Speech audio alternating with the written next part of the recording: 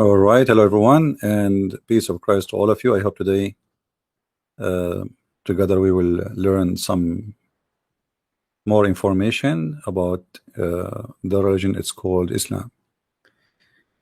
A Muslim, he sent to me a question and said, how come Allah always answer our questions?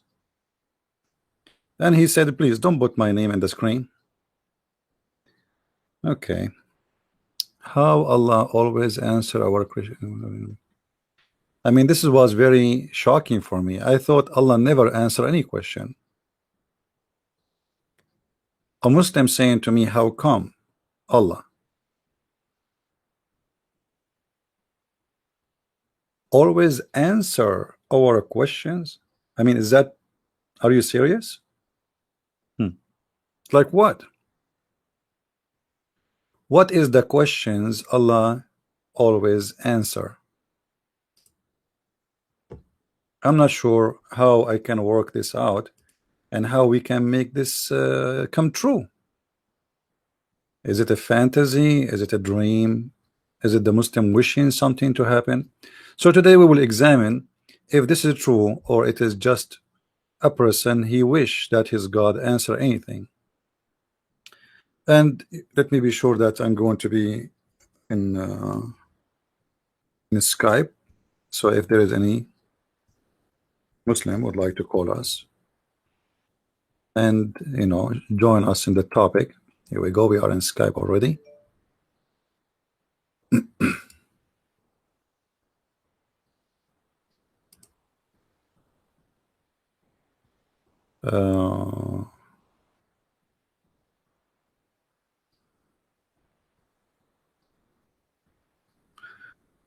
Look like I have many messages in Skype. All right.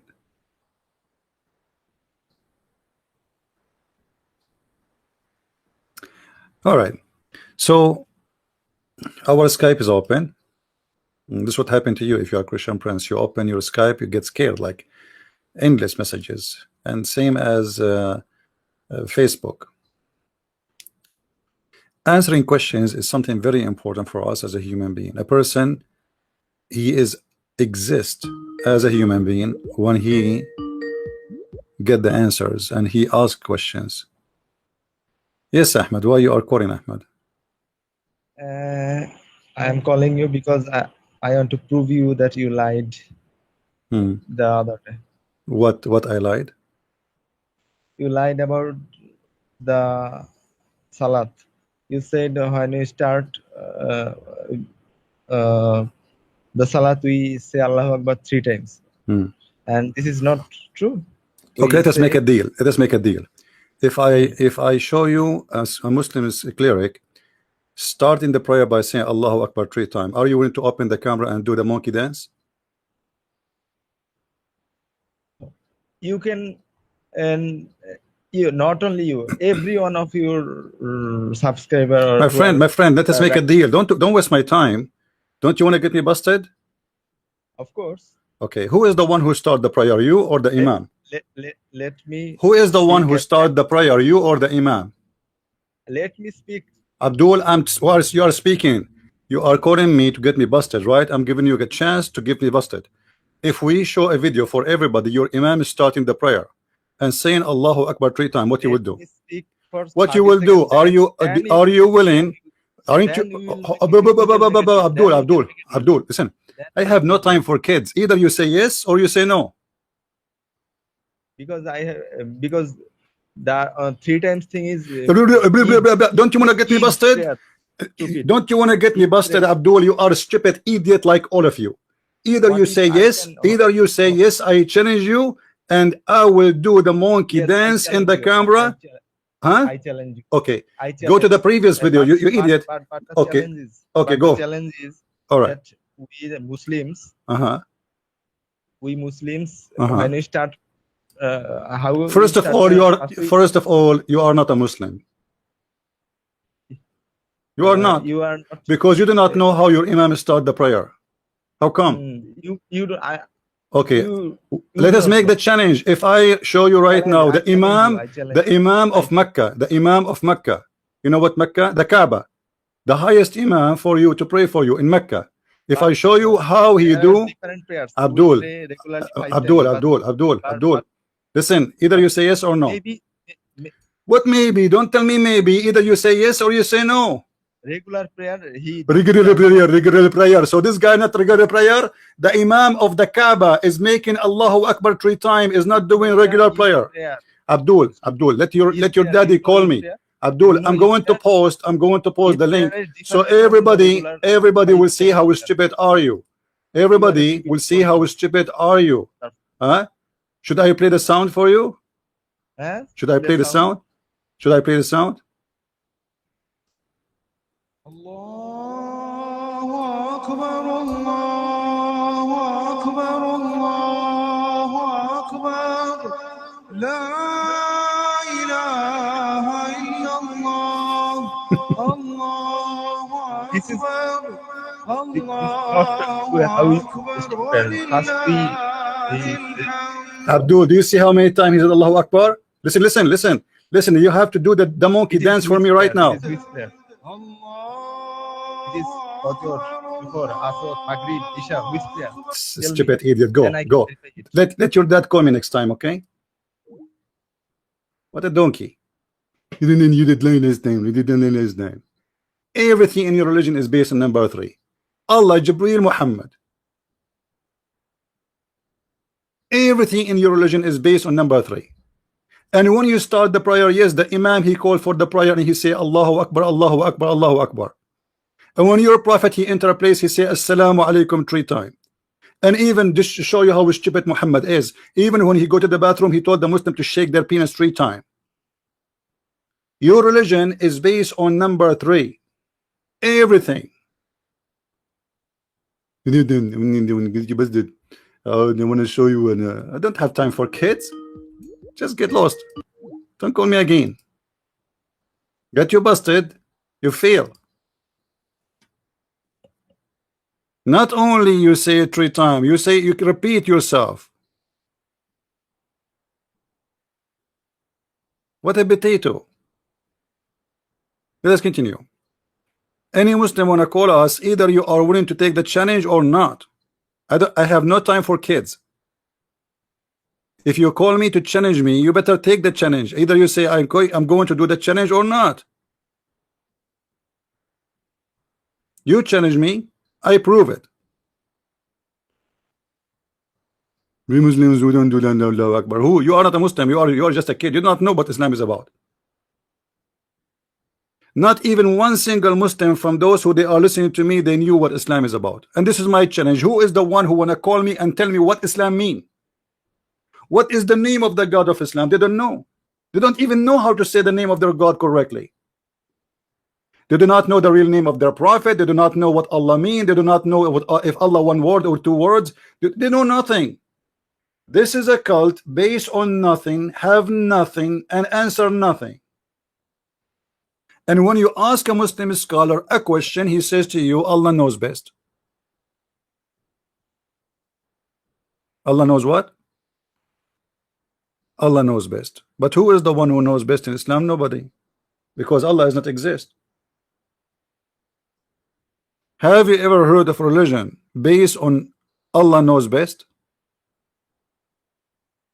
You see, we have this guy there, Aji. He keep posting Allahu Akbar and etc. Why you don't call me? Let us laugh. Not a single Muslim can tell me what the word Allah mean. Any Muslim? Just to show you how ignorant they are. Christian, they knew what Elohim mean. They knew what Yahweh mean. They knew what Yeshua mean. They knew what we knew. Muslim do not know what Ishmael mean. They do not know what Abraham mean. They do not know what Jibreel mean. They do not know what Allah mean. They do not know anything. What kind of religion? The followers of it have no idea what those words mean. And remember, those are the whole religion is based on them. If a Muslim cannot tell me what Allah as a word mean, I mean, this is really a screwed religion. What Allah mean? They don't know. What Jibreel mean? Didn't know. What Ishmael mean? Didn't know. Didn't know. Why? Because this cult is copied from others. Didn't know.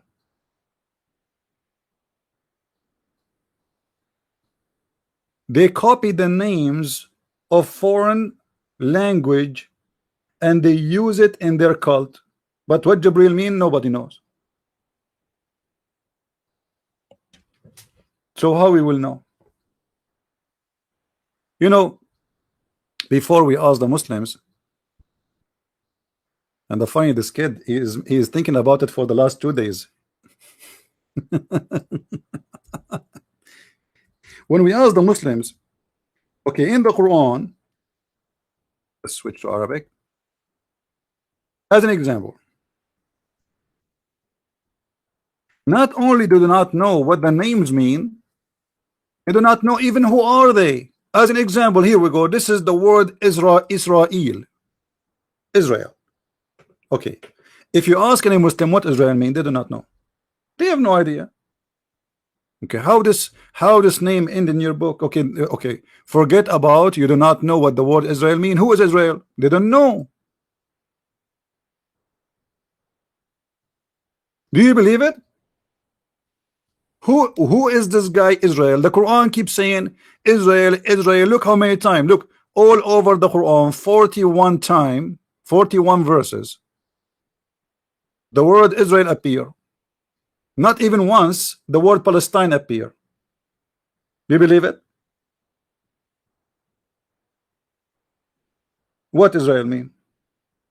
Neither Allah, neither Muhammad, neither all the Abduls in the world, they knew what Israel mean. And not only that, they do not know who is Israel. They will tell you, in order to know what Israel is, we have to go to the Bible. The Bible? I thought the Quran came to replace everything. What kind of a book you cannot understand it without going and reading other books?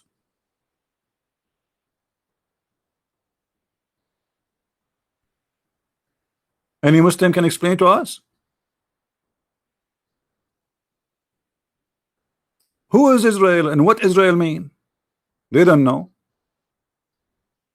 Do you remember the guy who called me last time? He said, I said to him, okay, name for me a prophecy, the prophet he said. He said, he don't have to have a prophecy. I mean, have you ever heard of a religion like this? Name for me a prophecy your prophet said. So why you call him prophet? He said, you don't have to have a prophecy.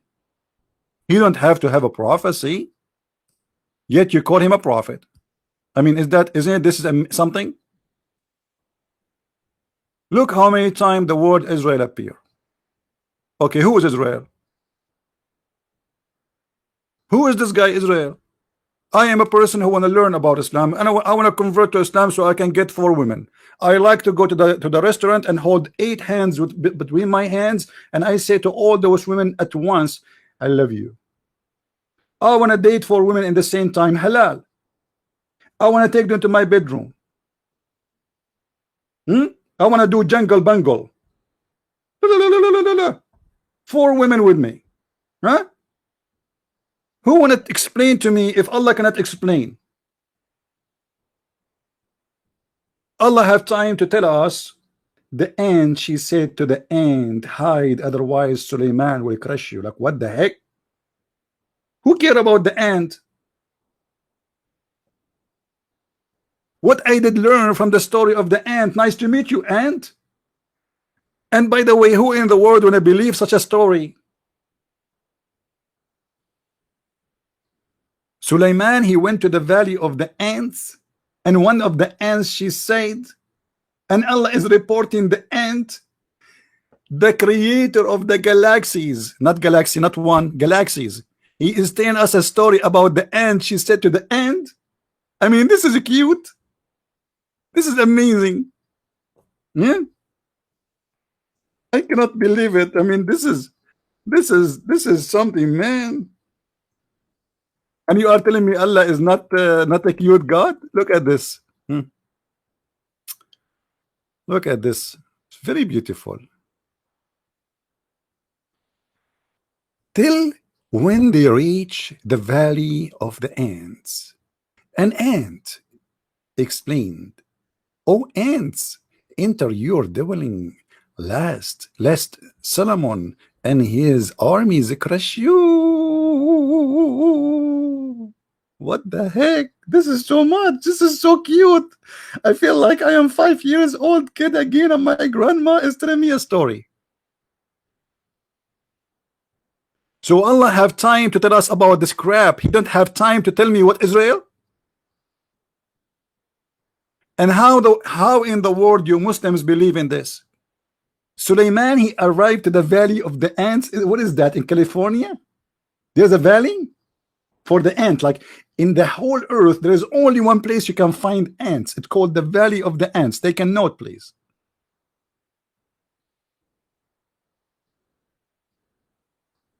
Guys, I am going to go actually this month, in a trip. And I promise you, I will take a video of ants. If I arrive to the Valley of the Ants, I will do my best to find it. I will do my best to find the Valley of the Ants. And I will take a selfie with it. Hey, brother, look, I found ants. Finally, I found it. There's ants everywhere. What do you mean the Valley of the Ants? In the Philippines, I was in the 40th floor. And the ants arrived there. You believe it? In the 40th floor.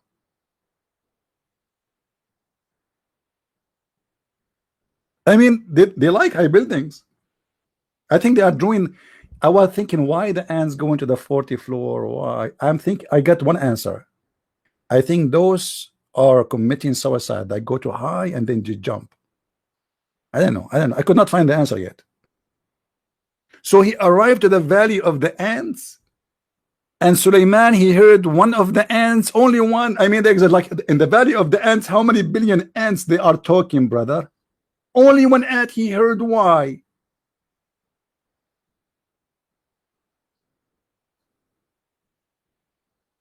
If there is any Muslim, and Allah answer our questions.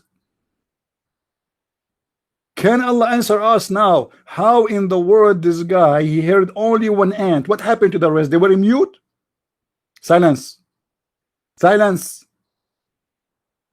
The Prophet Suleiman is walking and only one ant is talking. I mean, makes sense. One prophet, one ant, the rest are mute. The whole universe is in mute.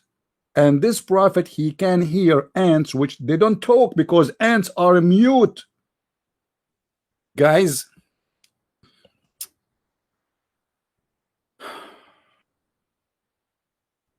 it's very amazing. Suleiman or Solomon, he smiled, laughing at her speech. Look at this idiot, Suleiman. I mean, show respect, man. Show respect. Her speech? An ant is making a speech. Are you watching too much cartoon, Muhammad? You can go right now and check. You will see that ants, as every creatures in this earth, they communicate. They have a communication. Let's say they talk, yes, but not by making a speech. They do vibration, chemical. This is how they communicate, but not by making a speech, my friend. So how he heard her speech?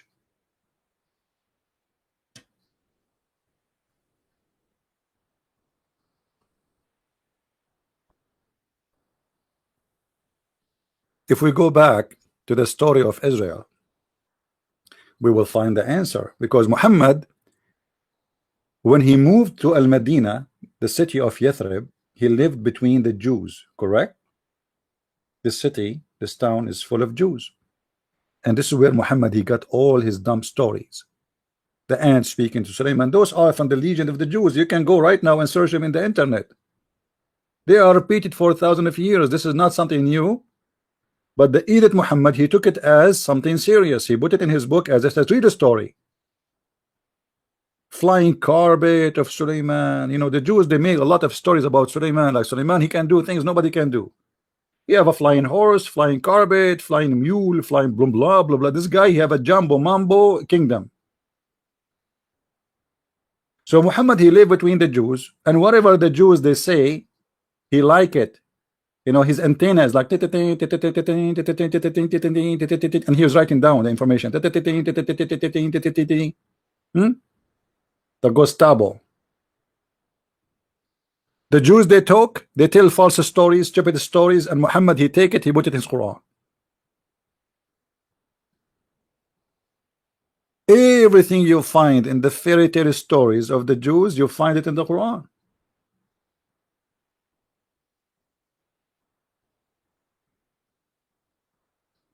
And you know what? What make it more funny, that Allah, he taught Sulaiman. I mean, if you ask a Muslim how Sulaiman he learned the language of the ants, he will tell you Allah taught him, brother. Are you sure? Yes, brother. Are you very sure? Yes, brother. Are you very, very, very sure? Yes, brother. What's wrong with you, brother? I told you I'm very sure. Okay. But the Quran said that Allah, he taught Sulaiman the language of the birds. He did not teach him the language of the ants. In the same chapter, if we go, let us go down, hold on. Here we go.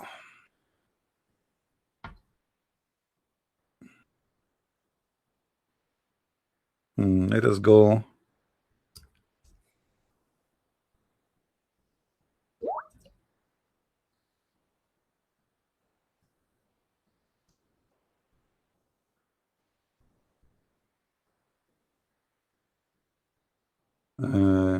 Temple of Makkah, real name. Okay, no problem, my friend.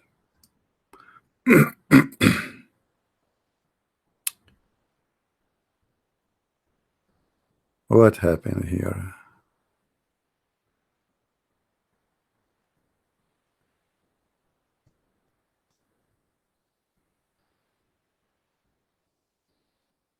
Any Muslim want to tell us how Sulaiman he spoke the language of the ants?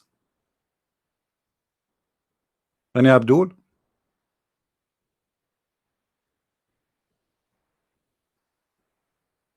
Any Muslim? I'm showing you just example in the screen about Allah. Who is a Muslim wanna call me and tell me what's happening? Hmm?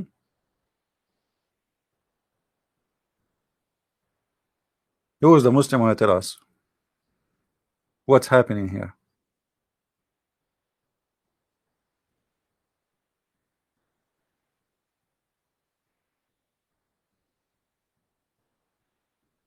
If you don't like this translation, we can go to different translation, you know.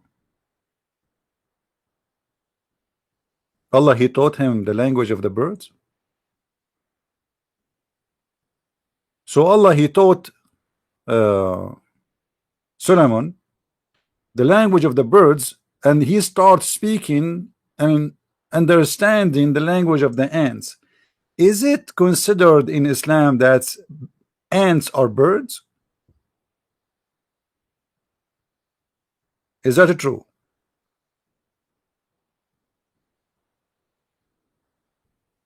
It's like somebody saying, I took a class to learn the language of the donkeys, and then I start understanding the lizard. I mean, what is the connection between the ants and the language of the birds? Any Muslim can tell us? And ask no questions. Allah knows best.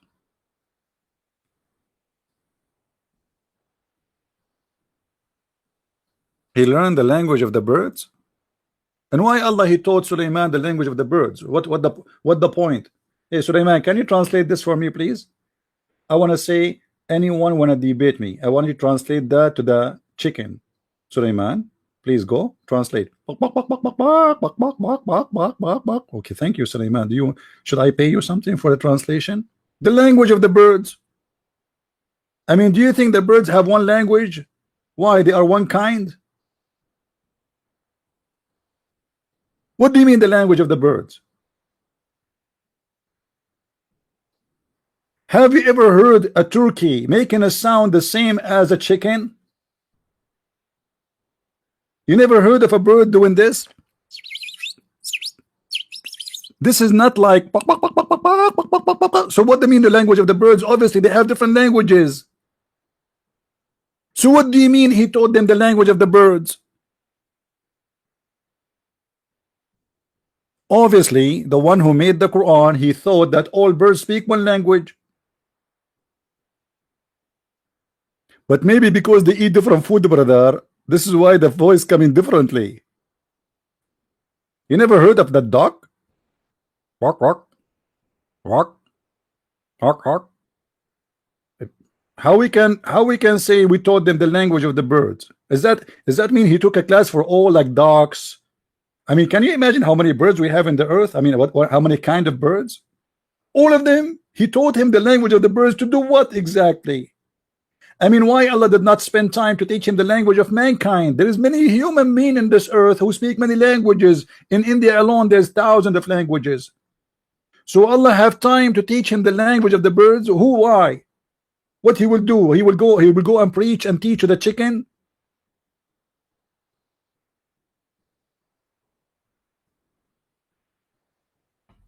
Guys, don't call Aji names, please. Just have mercy on this guy.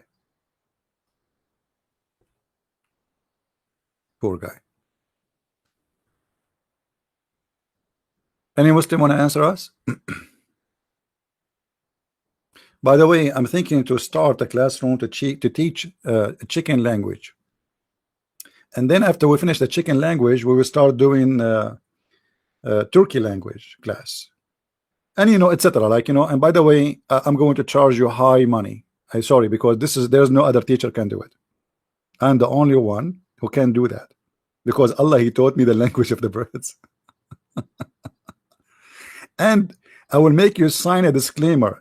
Don't tell me that you cannot understand what the chicken is saying after I teach you, because chickens are very tricky. They change their language every few months for security. The language of the chicken?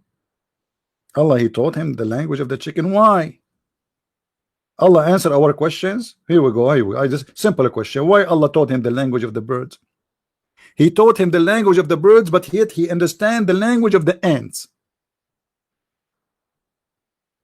Did Suleiman he enter the wrong classroom?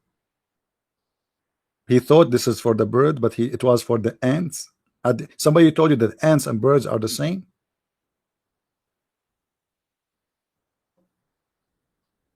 Hmm?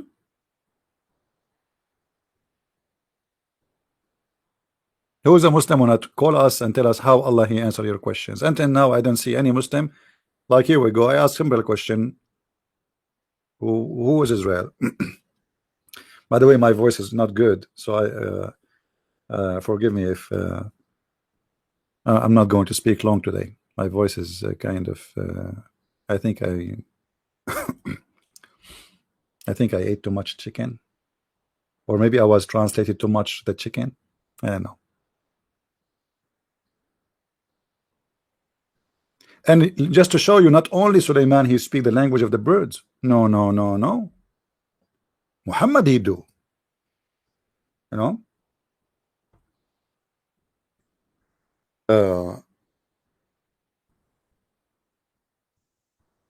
Muhammad he said, if you heard the sound of the donkey, let me get you the hadith. If you heard the sound of the donkey, seek refuge by Allah. Okay, why? Why? Let us see why.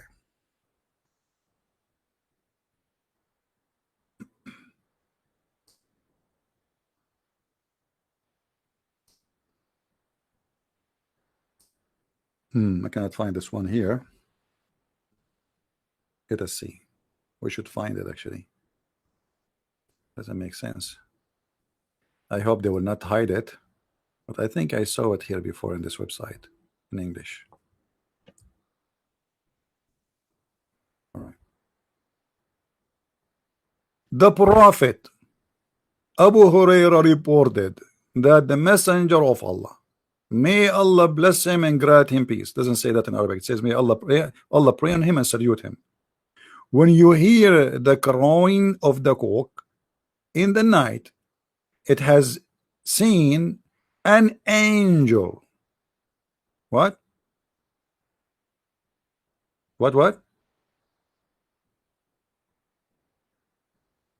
This is a translation. How Muhammad he knew from the sound of the rooster what he saw? And if you hear the sound of the donkey at night, in the night, be careful here. Be careful, friend. Take a note, please. This is at night, not any time.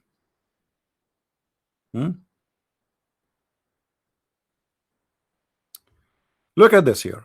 This is even more deep and more serious. And you are telling me Muhammad isn't a prophet? You must be crazy not to believe in him. Seriously, I feel sorry for you. Who can come with this except a prophet of God? Who? No way. Read carefully with me, please. The knowledge is dropping like honey from the prophet. Jubair ibn Abdullah reported. I know Jubair, by the way, but I do not know Abdullah. Like, I suppose we know who is this guy. I mean, how in the world we will know who is Jubair? The one who wrote this hadith is exist hundreds of years after those guys. How he knew who is this guy? He was there.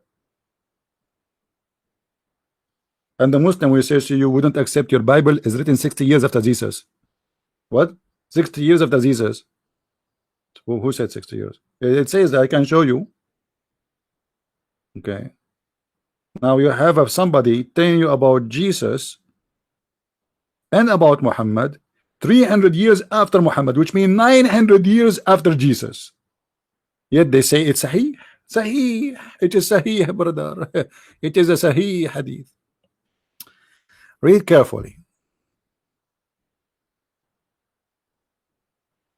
Jabir ibn Abdullah reported that the messenger of Allah, may Allah pray on him and salute him, said, when you hear the dog barking, or a donkey baying, okay, and at the night seek refuge with Allah. They see what you do not see. This is deep. This is serious now. You might be laughing, my friend. If I am you, I will not. This is a deep knowledge no one knows except a prophet of God. So look at the secrets of knowledge the prophet he is. This is wisdom. This is coming directly from God. Like hotline. Muhammad, yes, Allah. Muhammad, take this info for you. Don't share it anyone except with the Muslims and Christian friends. If you hear a dog doing that at night, seek refuge by Allah, which means by me. Why Allah? Why? Because he saw a shaitan. Oh boy. Look what the Muslim there is saying. I bet a Christian prince is not handsome and all. Look what we are talking about and look what the Muslims are busy with. This guy is thinking if I am handsome or not. I'm telling you, this religion is weird. Look what I'm showing him in the screen and he is worried if I am handsome or not. And you are wondering why Allah he promised them boys in the heaven. The guy is talking behind the microphone. Is he handsome? Not handsome? I'm dying to know. Maybe he's handsome. Maybe he's not. And Christian Prince is spending his time showing in the screen hadith after hadith, Quran after Quran, and the Muslims thinking, do you think he's handsome? Maybe he is not handsome. What if he's handsome? deep. Those people are very deeply rooted with knowledge and deep thought. Unbelievable. Let us continue. Lord have mercy.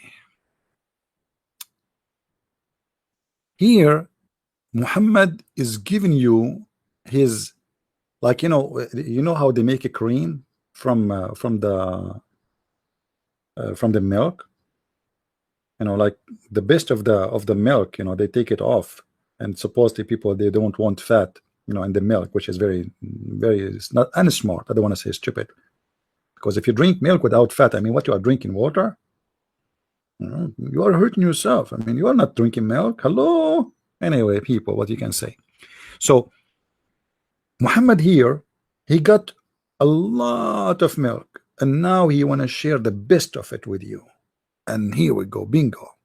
He grab it, he throw it at our face.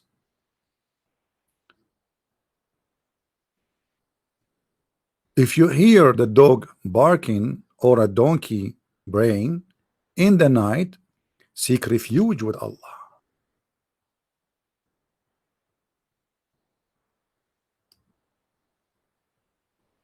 Look, the connection between the two parts of the story. You see, this is really seriously influencing me now. I'm going to reformat my brain, because look how you connect. You see, people, they say to me, your English is funny. I mean, the prophet, he speak not only perfect English, he speak perfect Arabic, and he have the logic. If you hear a dog barking at night. So guys, if you hear the dog barking at night, it's not a thief jumping in your house to steal your money. It is the shaitan, don't worry.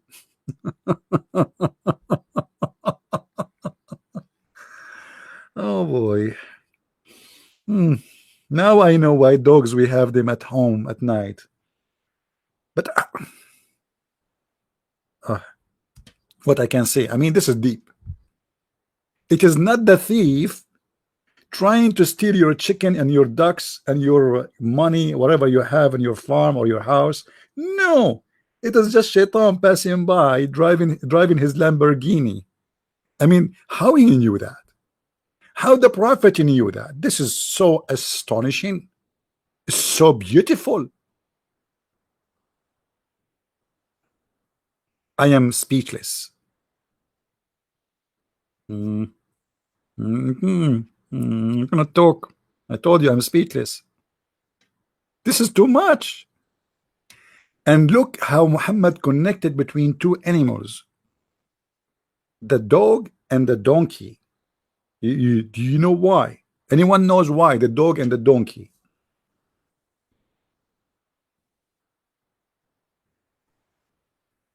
Do you remember Muhammad? He said, 3 things do interrupt the Muslim prayer: a dog and a donkey and a woman.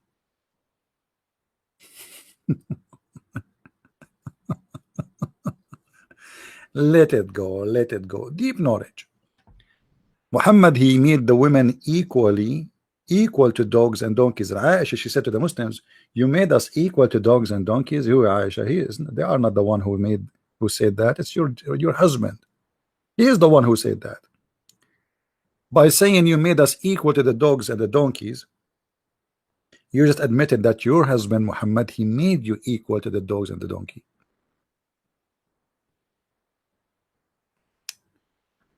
Here Muhammad continue with his knowledge, which is beyond imagination. He says, they see what you do not see. Guys, don't you feel jealous from any donkey in the world now? Seriously. Muhammad just confirmed that dogs and donkeys, they see what we see not. Not they feel. No. They see. They see. Their eyes.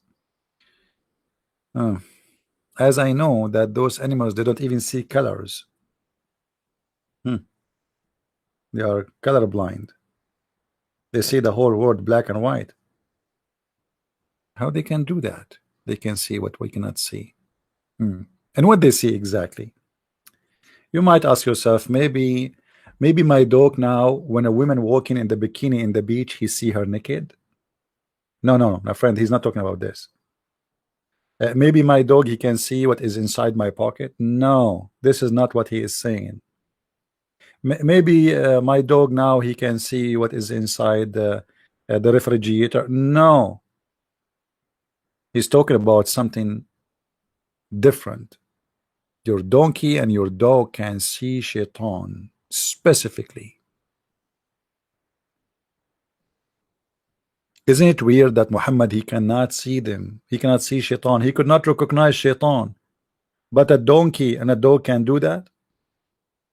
Do you remember, guys, the stories of the examination of the wahi, which means examination of the inspiration? Anyone remember it?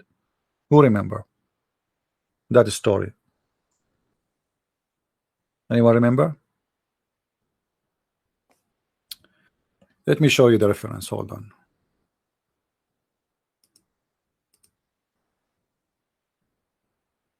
It is search for it. I don't think I can find it in English, but I can find it in Arabic and translate. Um,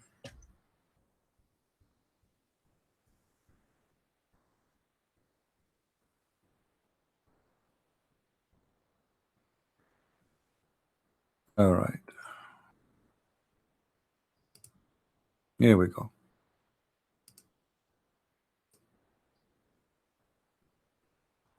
السيرة النبوية Ibn Hisham. This is official Islamic website, islamweb.net. Volume number 1, page number 239.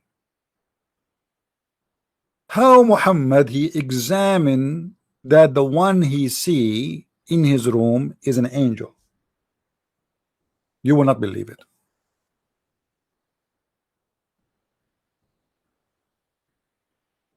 Yeah, guys, don't forget to unsubscribe to my channel if you are already subscribed, and don't forget to subscribe if you are not subscribed. This way we can get double blessing. Don't forget, please, we are Arab, we are very smart, and we have a very special idea, different from anyone idea, and the idea in front of you is very special. Muhammad, he sees someone in his room, in the corner of his room, but he is not sure what is that. I mean, how you can be sure now? You are a prophet of God, but you are not sure. How you can be sure?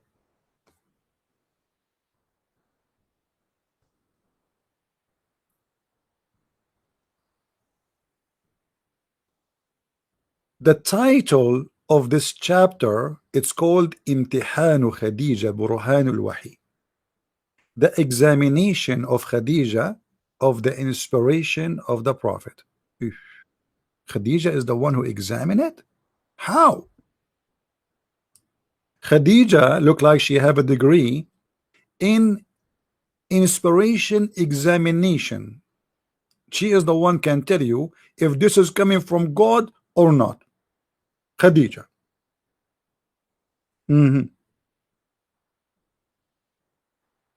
The story in front of me, to make it simple. عن خديجة رضي الله عنها أنها قالت لرسول الله أي ابن عم أتستطيع أن تخبرني بصاحبك هذا الذي يأتيك إذا جاءك. Oh, my cousin. You know, the Arab, they call the husband my cousin. Can you tell me when your friend, the one who come to you, he come? Muhammad is reporting he sees someone coming to him, but he did not know who is this guy. He come to his room, he don't talk. So she said to him, can you tell me when he show up again? He said yes. قال نعم. قالت فإذا جاءك فأخبرني به. So if he came, please tell me. فجاءه جبريل. So Jibreel came over, and he did the same as used to do. What he used to do, later is going to tell us. He used to sit in the corner of the room. So Jibreel come every day. He sit in the corner of the room. I mean, look at this crazy guy. An angel coming to Muhammad's room, sitting in the corner. فقال رسول الله صلى الله عليه وسلم. So the Prophet of Allah, may Allah pray on him and salute him, said to Khadija, hey Khadija, Jibreel is here. He came. قالت, let me make the writing thinner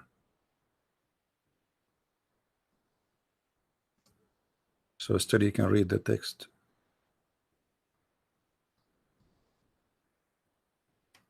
Okay. She said, okay, Okay, cousin, stand up and sit in the top of my left leg, the thigh of her leg. So the prophet stood and he sat on her. She said to him, هل تراه? Do you see him? قال نعم. He said, yes. She said, okay, change and sit in the right on my right thigh. And she said, the prophet moved and sit in the right thigh. And she said, do you see him? He said, yes. She said, okay, now move and sit in the top of me in my lap. فتحول فجلس في حجري. Things is getting more exciting now. She said, so the prophet did sit in her lap. قالت هل تراه? She said, do you see him? He said, yes. Man, still he see him. قال فتحسرت وألقت خمارها. So she started taking off her clothes, taking off her covers. And the prophet is in the top of her in her lap. And she said to him, do you see him? He said, no. She said, oh my cousin, stand, not stand still, which means like, you know, you are in good stand. Good news, I swear by Allah, فوالله إنه لملك ملك وما هذا بشيطان. I swear by Allah, this is an angel and he is not a shaitan.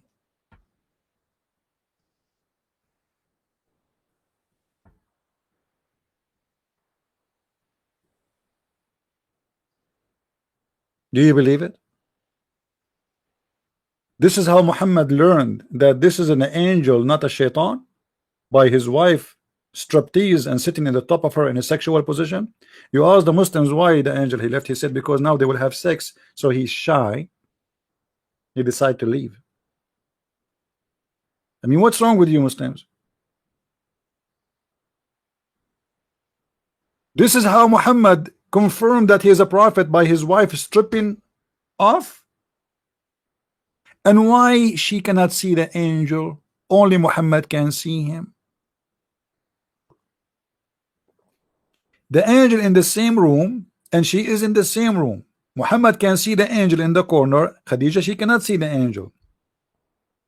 The wife, she asked the prophet to sit in the top of her left leg. The prophet sat like a baby, like a chicken, like a kid. What is that? And then she asked him, where she learned this trick? Anybody can tell me where Khadija she learned this trick? Look like she married many husbands before, who they have prophecy of God, and always she do this trick. How in the world she got this trick from? How she knew that now if she take off her clothes the angel will go? And why he will go? When a Muslim he says to me, well, because the angel is shy, you Muslims will have sex non-stop in heaven. What shy? You will be all day long for eternity having nothing except sex.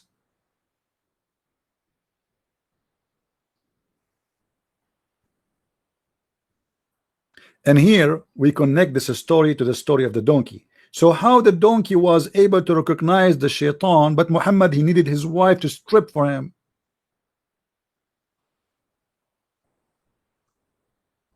Does that mean the donkey is more knowledgeable?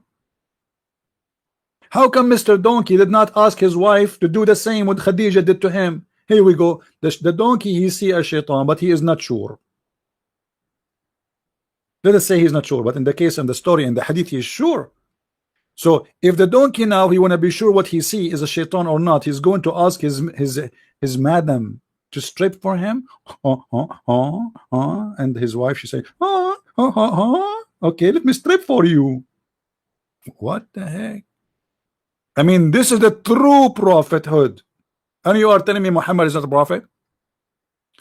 And to make it more funny, the title of the story is Imtihanu Khadija Burhanul Wahi.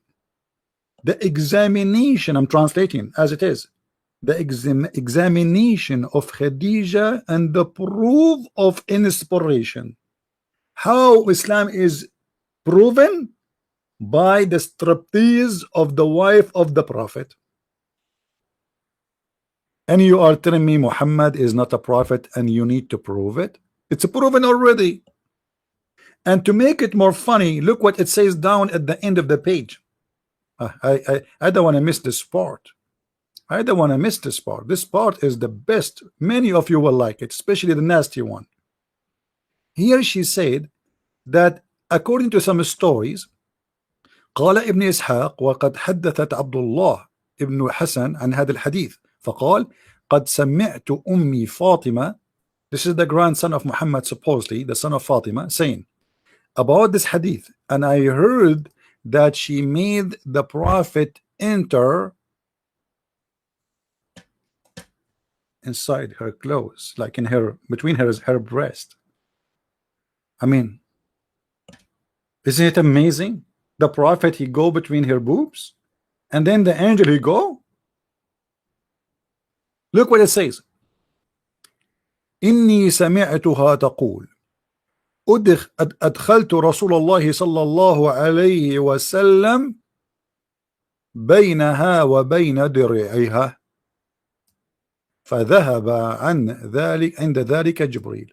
So she entered him inside, and when she did that, Jibril, he ran away. Now who won the reference? It's in Arabic, but I cannot give it to you in English. But if you have my books, you have it already in English translated. And don't forget, by the way, that those who want to read my books, or if you have my books, don't forget to make please a review of my books, especially the last one and the rest of them. Actually, all of them, you better make a review. The German book, this is the variant number 2 for this is Quran and Science in German, and we have the new book, which is Sex and Allah, which is 2 volume number 1 and volume number 2. And I know you guys, you like it very much because it's full of information. And the rest of the books, you know, if you don't mind, if you have the books already, don't forget to make a review and tell your friends about them. And I encourage people who speak French to tell their friends about the Secret du Prophète Arabe, the French book. For this book is really translated by a fantastic translator. It's really fantastic book. So if you speak French, or you know friends who speak French, you can recommend them to read this book. And this is Quran and Science in English, which is simply completing the Deception of Allah book, because they meant to be one book actually, but the second one concentrate more in what Muslims call science. But both of them, they speak about what called science in the Quran. So now until now, we got no answer for anything. How Muhammad he got an answer? Muhammad now is a prophet, but yet he need an answer if this is an angel or not. How he got the answer? Was it coming from Allah? No, it was coming from the legs of Khadija. How such a thing can be? How Muslims even accept such a thing? This is how you prove that he is a prophet?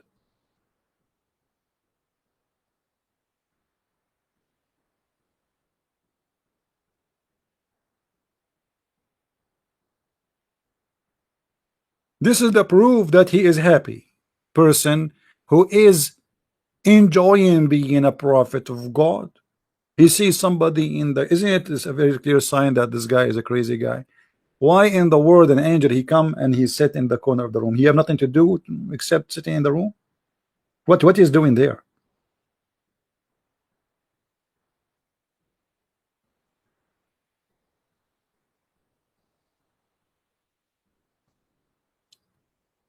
So when a Muslim he says to us that Allah answer our questions, I mean this is a madness. How Allah answer your questions? Here we go. You're a prophet. You need an answer. If this is an angel or not, what the problem? We want an answer. He's not sure. How the solution came? The solution did not come from Allah. It came from the breast of Khadija and her legs.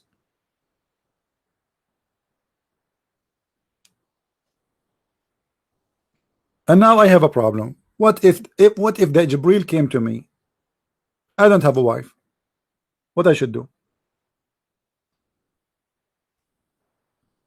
What do you think?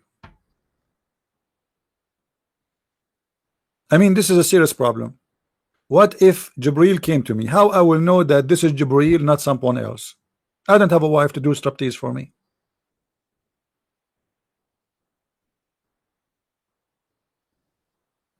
Question, Muslims.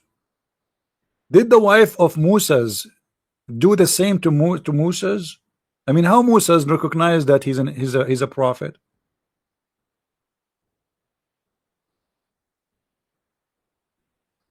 How David, how Solomon? This is the same story, or all of them? This is the way to examine inspiration of God, by women doing striptease.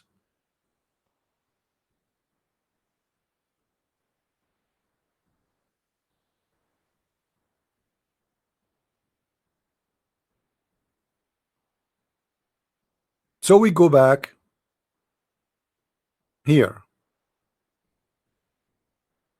Suleiman, he do not need a striptease wife to understand even the language of the ants. The poor Muhammad, he have no idea. He cannot speak his language. He cannot speak to angels. I mean, why you did not ask the angel, who are you? Why you are doing there? What are you doing there? You see, this is a clear sign that Muhammad is a crazy man. A strange man come in your room, sit in the corner. You see him, nobody see him. Shouldn't you notice right away that you are going crazy? Why an angel of God would not talk to you? What the purpose of coming here then? Sitting there doing nothing? The angel, he leave when you start having sex? What happened now? You stop having sex, the angel will come back? What a lousy angel.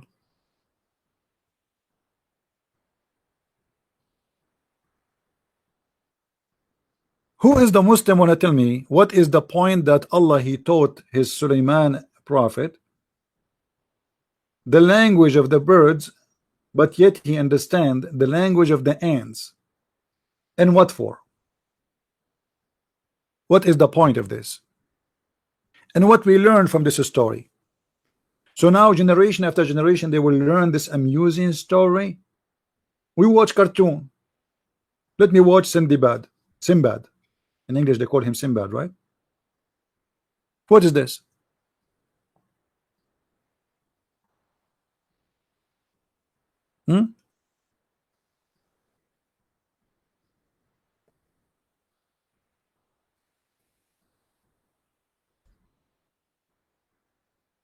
Any Muslim can tell us what's happening here? What the point of this?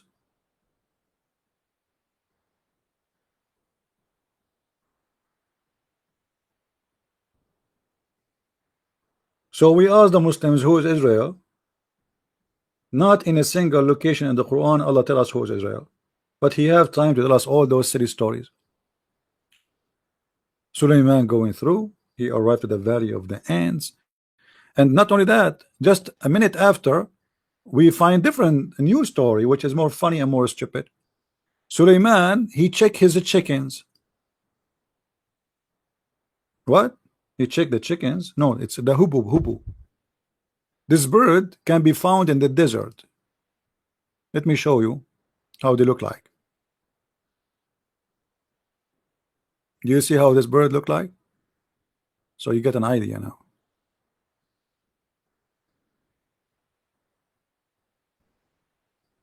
Do you see it? This is the minister of irrigation and dating in the kingdom of Suleiman.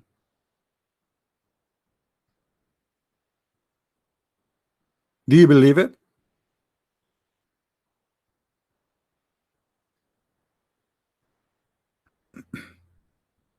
And Suleiman now is a chicken on him. Like, where is the hubu? Where is the hupu? Hupu, where are you? Hupu? Where is hupu? Hupu, where he go? Suleiman, a king who have hundreds of thousands of soldiers, and by the way, the army of Suleiman, later we will see in the same story that his army contained chickens, birds, genie, humans. So you can imagine, I mean, billions. Now he found out that there is a one hupu is missing. How? I mean, this guy Suleiman must be fantastic. From all the huge number of his kingdom, he found that this bird is missing. And Suleiman right away, he started an investigation.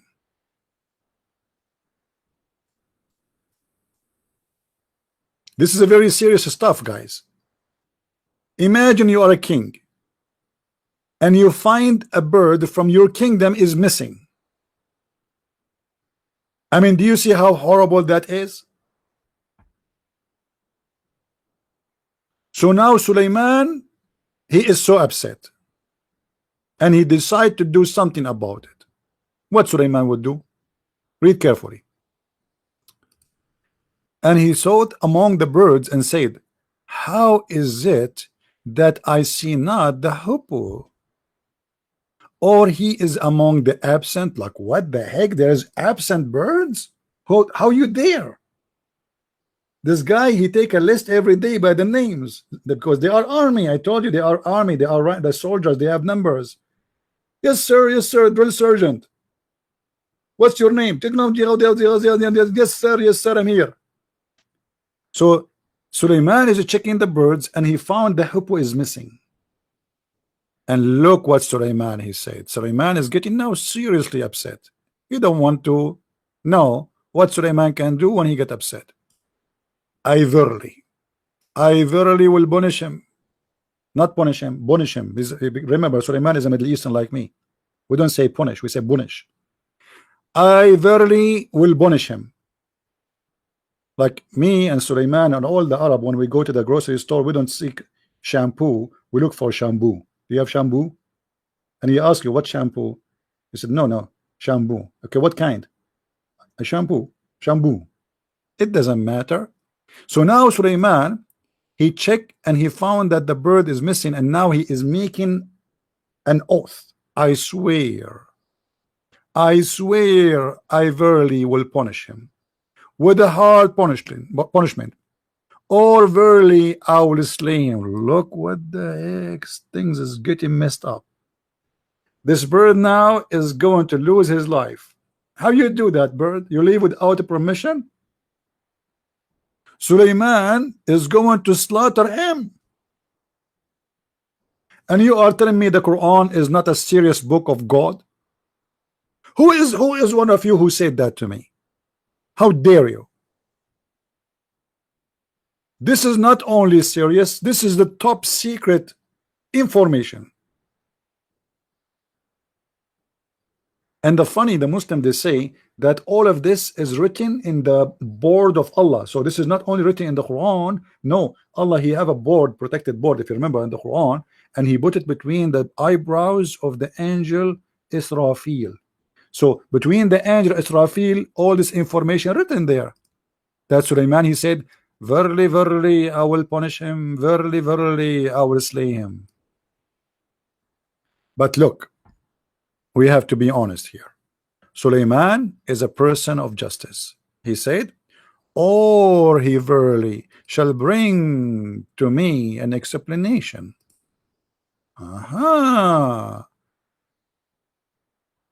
If he have a legitimate excuse, I will let it go.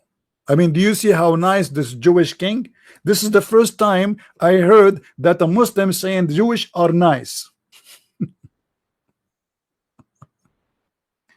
Look like Muhammad, he forgot that this guy is a Jew. Let it go. Do we have any Muslim here have a comment?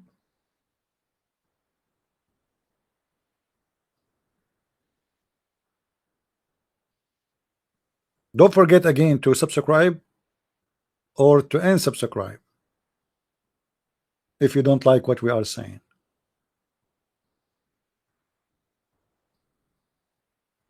Why Muslims they like what I am saying?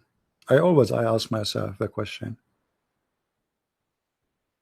They hate me because what I am saying.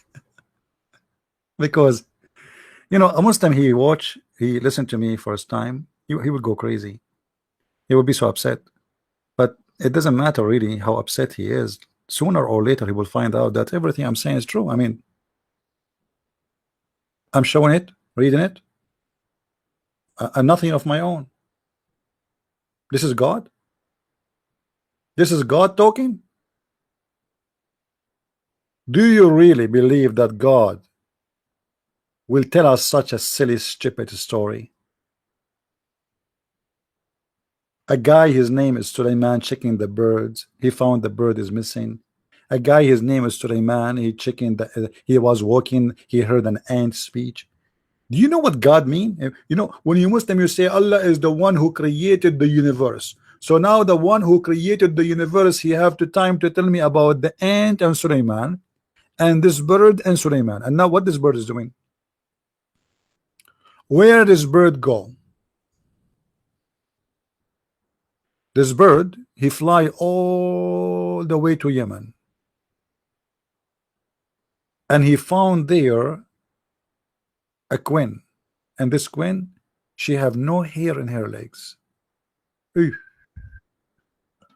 Guys, do you know why I'm single still now, until now? Because I'm really afraid that I'm going to marry a woman, and then when we go to the bedroom, I found that she have hair in her legs.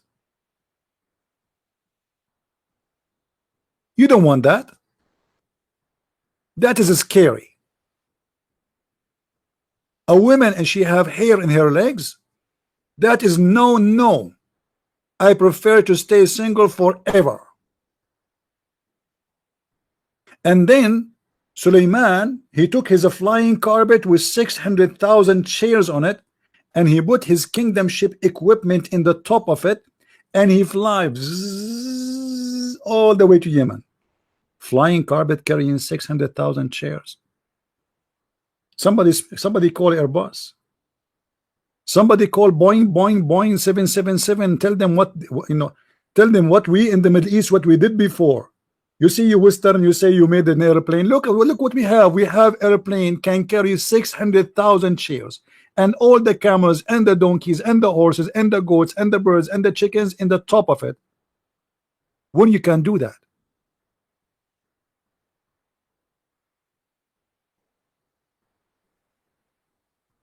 There's somebody asking me, do you want a bald lady? My friend, I'm talking about hair in her legs. What bald? You misunderstood me. I'm not talking about hair.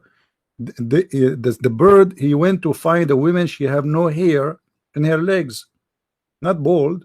Come on.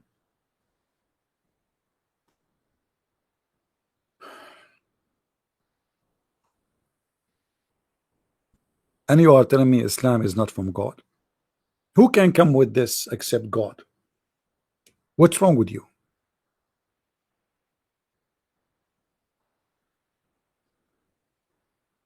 $600,000 chairs sitting in the top of a flying carpet.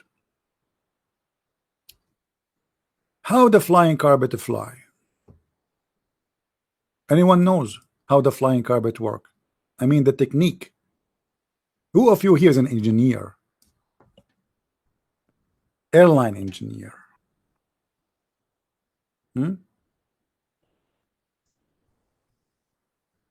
Anyone? The only engineer here?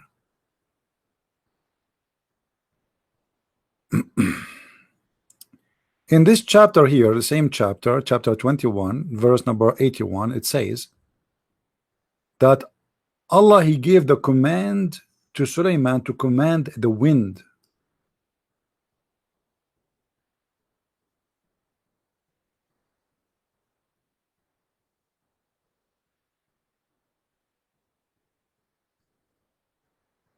So the Muslim tried in their translation to that to make it not clear, but this is Yusuf Ali Shakir. And we made Suleiman the wind blowing violent, pursuing its course by his command to the land which we blessed, and we are knower of all things. Look, this guy, Allah, he keeps saying he knows everything. How Allah he proved to us that he knows everything and he have answer? Because if you don't, how he knew this?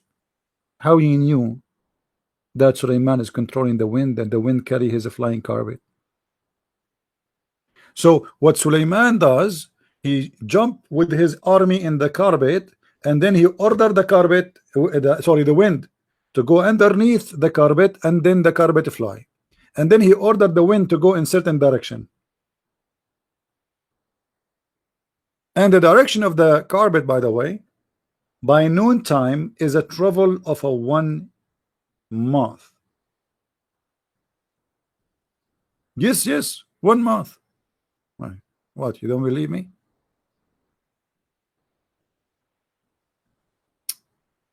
Why people don't believe me? I mean, what is in this story is not believable. What's wrong with you? Nothing. All this story is very practical, very truthful, and make a lot of sense.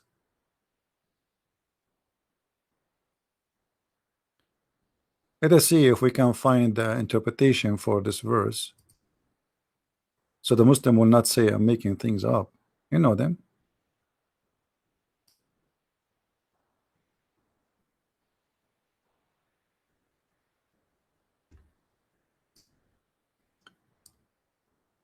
You know them, my friend. You know them.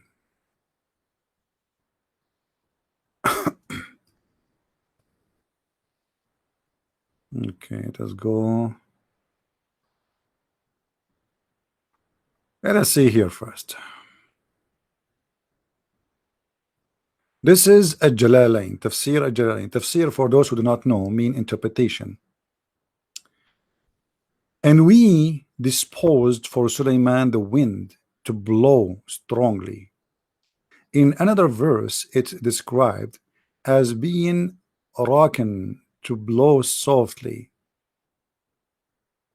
In other words, it is either blowing violently or gently.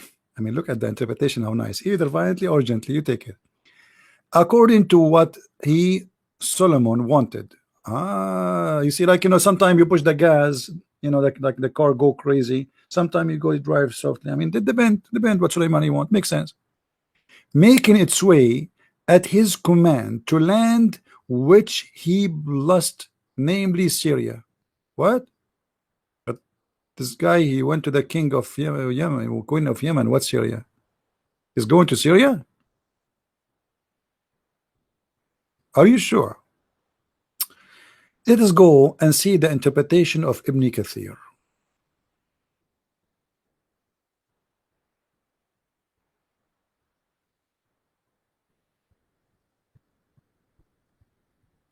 You see how fair we are? We don't give interpretation to Islam as we wish. We go and see what the Muslim says. Well, whatever the Muslim says must be true, I mean, that's what they believe, what we can say. Who knows better than what the Muslims? I mean, the scholar, this is a scholar. So this is Ibn Kathir. Let us zoom in.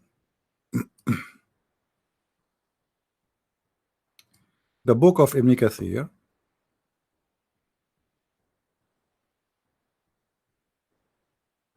Let us see.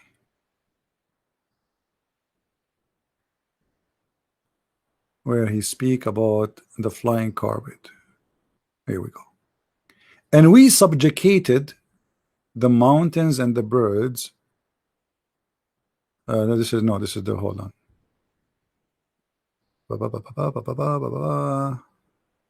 Here we go. And to Sulaiman we subjugated the wind strongly ragging. Means we subjugated the wings, the strong wind to Sulaiman, running by his command. So Sulaiman, guys, if Sulaiman was here now, we will not ever have a tornado or a hurricane. Just make him move to Florida and you are fine. I mean, as you see, the wind is just by his command. The wind come, he push it away. I mean, what do you want more? So running by his command toward the land which we had blessed, meaning the land of Asham, the greater Syria. and of everything we know. Okay, he had, now let us see how he fly. You see, until now we did not talk about how really he fly. How he fly. He had a mat made of wood on which he would place all the equipment of his kingship. All, I mean, are you sure? All. I mean, guys, can you imagine how small this mat? Don't be honest. Don't you want to have one? Don't you wish you can have one?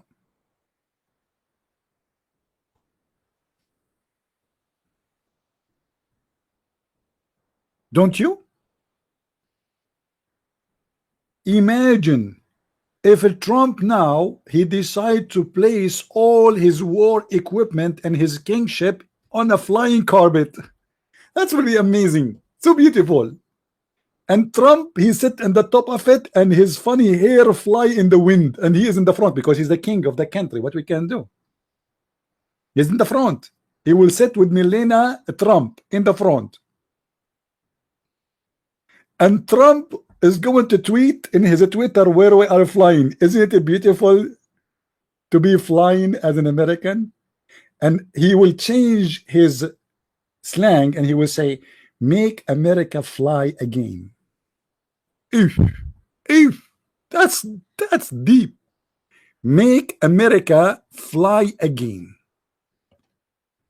Who can beat that? Who? Nobody.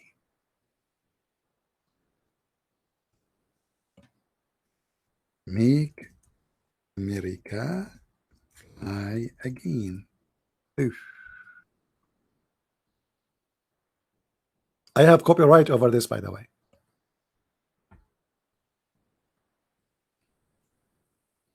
And you are telling me Islam is not a true religion? What's wrong with you? Obviously, all of you, you have mental problem. It's obvious. It's obvious. It's in front of you. Isn't it obvious? How in the world you can reject the truth of Allah? And you go to YouTube, you find endless videos about science in the Quran. If. And even some Muslims, they say, by Allah saying this, he predicted the airplane and the airspace. I feel like I'm converting.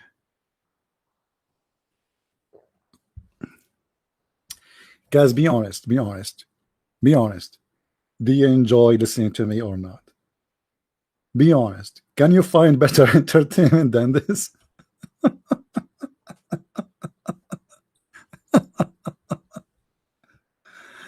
I don't know what to say.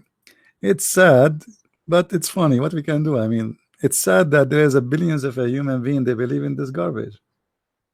I mean, how in the world you can believe in this? What, you lost your mind, you people? What are you eating? Huh? What are you eating in specific? What are you smoking? Hashish?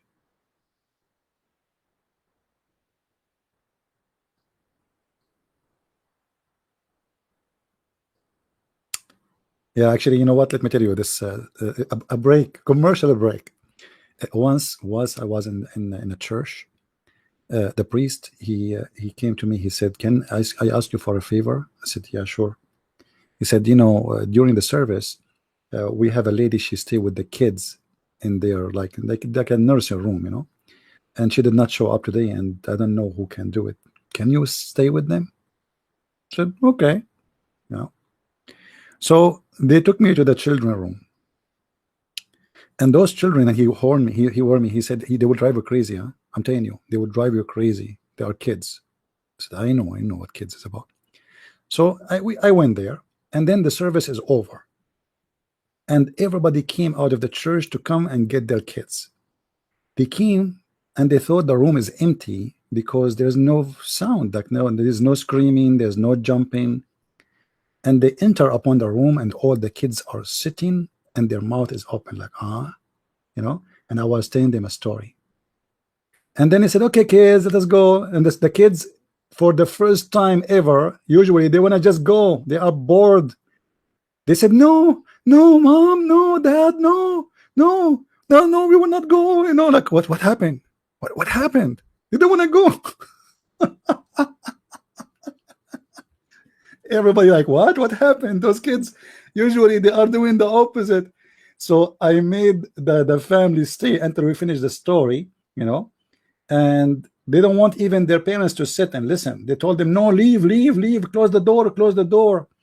So we finished the story, and then the priest, he asked me, how you can do that? I said, I always do it, trust me.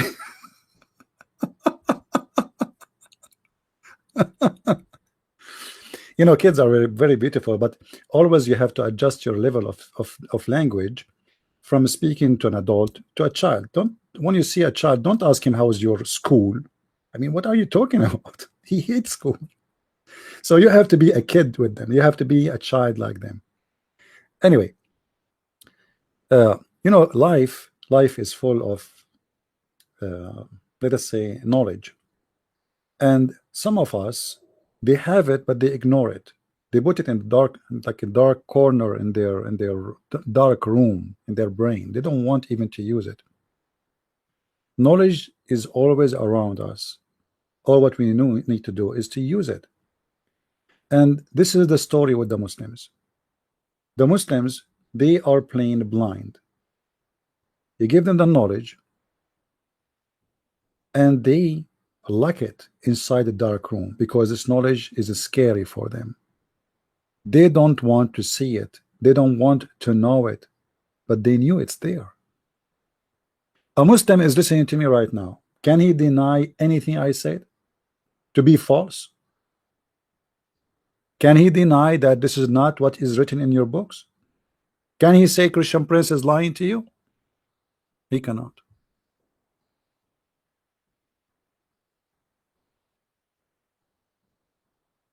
And this is what is painful. Do you see the kid who called me in the beginning of the program today? He said, I found that you are lying. So I am preaching about Islam, getting Islam busted for many years, and now he found one lie according to him. So he's excited.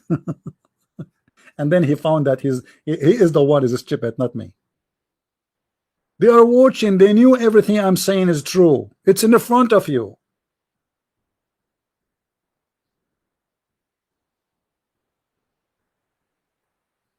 Human beings sometimes can be the most scary creature, because the second you decide to ignore the truth, you are going to turn to something evil.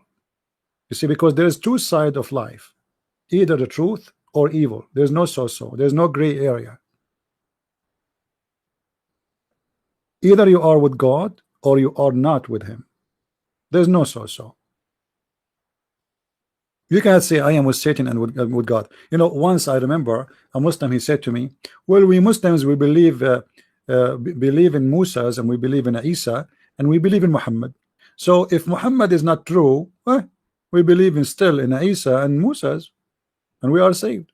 If Isa is not true, well, we believe in Musa's, and we are saved. Look at the mentality. Look how he fooled himself. So what about we say, okay, I'm going to believe too in Buddha, and I believe in the Hindu, and I believe in everything, and then so whatever if them is true, I'm saved. See the mentality? They are just fooling themselves.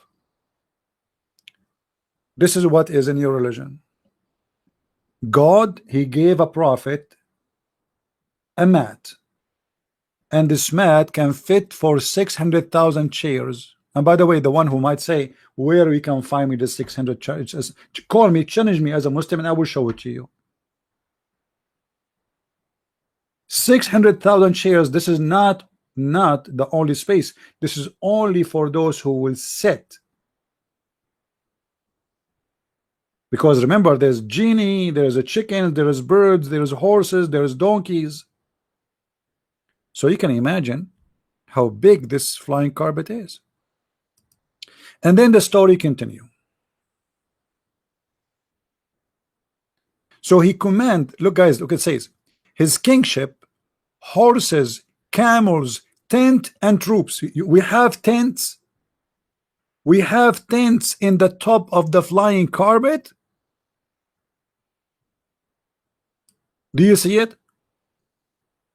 What we have in the top of the flying carpet at tents? Yeah, because the army will sleep there, my friend. The whole country is moving. Make America fly again. In the case of the American, they will take their mobile houses. You know, American, they have many of them, they have mobile houses. So what Trump will do in this case, Trump, he will tell them to carry their mobile houses and put it in the top of the flying mate and make America fly again. That's astonishing. I don't want to believe. What's wrong with you? So we put there the tents and the troops. Oh boy, how many troops he have? Give me a number, Muslims. According to some Muslim report that the troops of Suleiman is by millions. All his troops is in the top of the flying carpet.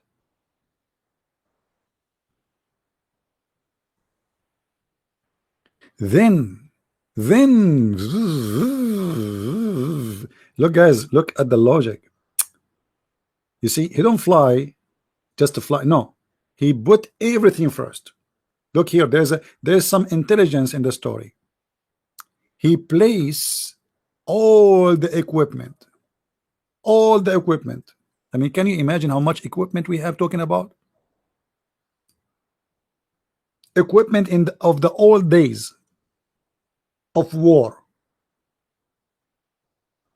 And because you know, army need to cook and eat and etc. So everything, food, you name it.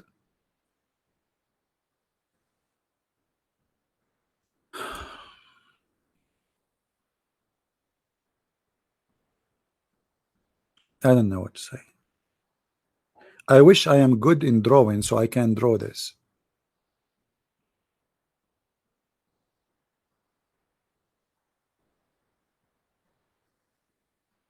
By the way, today after I finish, I'm going to order a laptop so I can take it with me in my trip,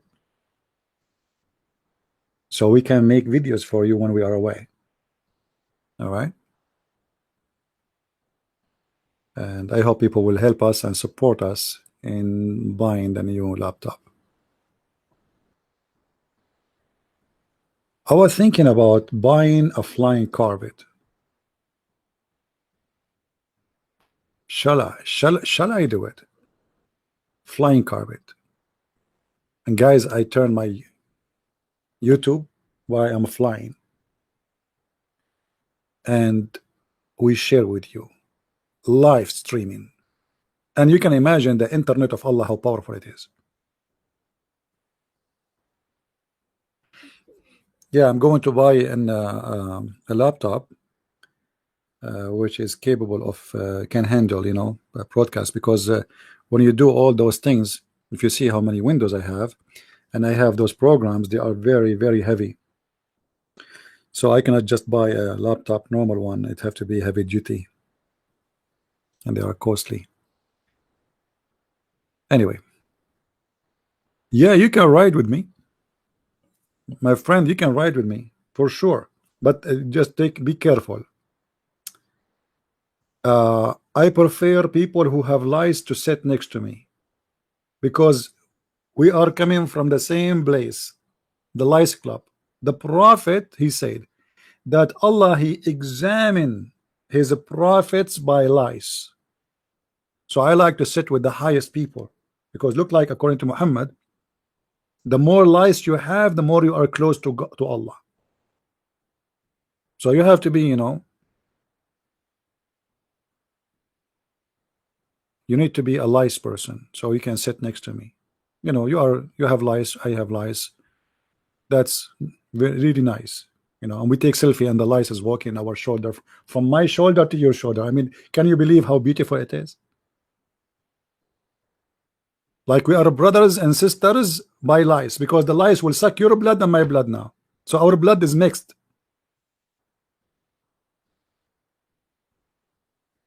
The Muslim, they believe in something very funny. They believe that you can be a brother of someone or sister, like let's say, if your mother she did the breastfeeding for someone, that person is your brother or your sister. Have you ever heard? I mean, Islam forbid adoption.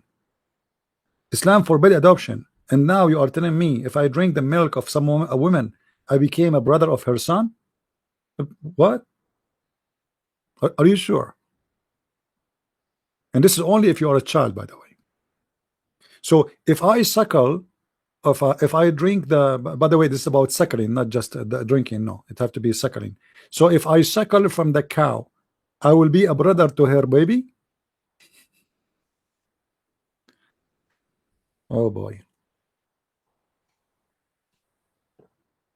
This is why Muhammad, if you remember, when a Muslim woman, she came and she complained about a guy, he is looking at her, you know, at her shish kebab. So she said to him that my husband, he don't like that. This guy is looking at me in a dirty way. So the Prophet, he said, well, suckle him. She said, what?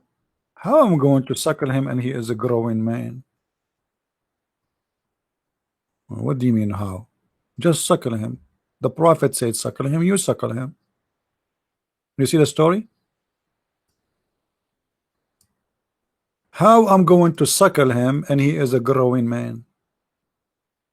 This is the only religion have such a wisdom. The woman, she is worried that her husband is not happy because of this guy. He is a stranger in the house. And now the Prophet, he come with the solution. He said to her, after she complained, whereupon Allah apostle said, suckle him. She said, how I can suckle him and he is a growing man? I mean, what's wrong with you? This woman, she did not watch porn? Hello? What do you mean how you suckle him? Are you playing dumb? And the Prophet said, I know he is a growing man. By the way, here in English it said young man. It doesn't say young man. It says I know that he is a rajulun, you know, he's a man. I know.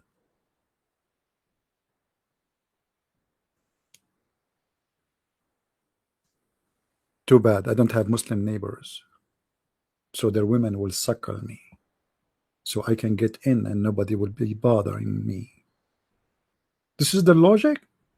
So now if your wife, she suckled this man, it's okay for him to be at home with you? Are you sure? Well, I'm sure many men, they would like that idea, especially if your wife is beautiful. Anybody can tell me what is the wisdom behind this? And she will suckle him what exactly? Do you think the woman, she has a goat, there's no milk, so what, he will suck her nipples?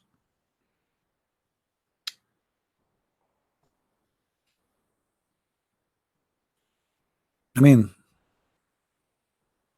so beautiful. Islam, very open-minded religion.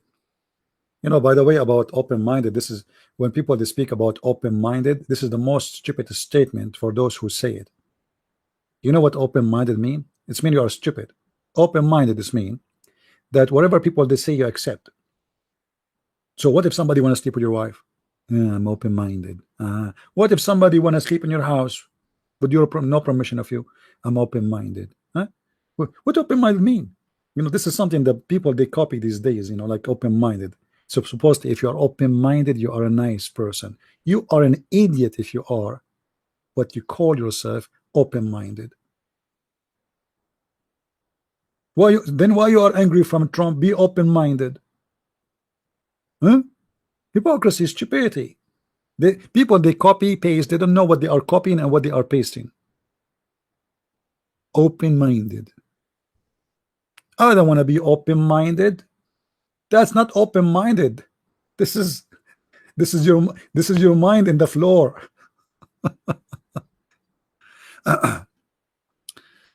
Anyway, so my friend, be open-minded like the prophet, because obviously the prophet is very, very open-minded. He is asking a woman to give her beautiful breast, amazing breast, to a strange growing man.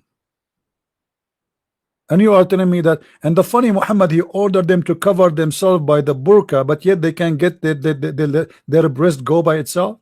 So now I cannot see her face, I cannot shake her hands, but I can hold her breast and suck at it.